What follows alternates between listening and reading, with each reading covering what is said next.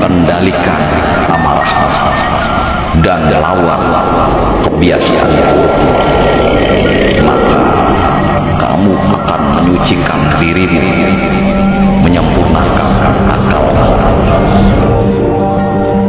dan sungguh kamu akan menyempurnakan pahala yang diberikan Tuhan.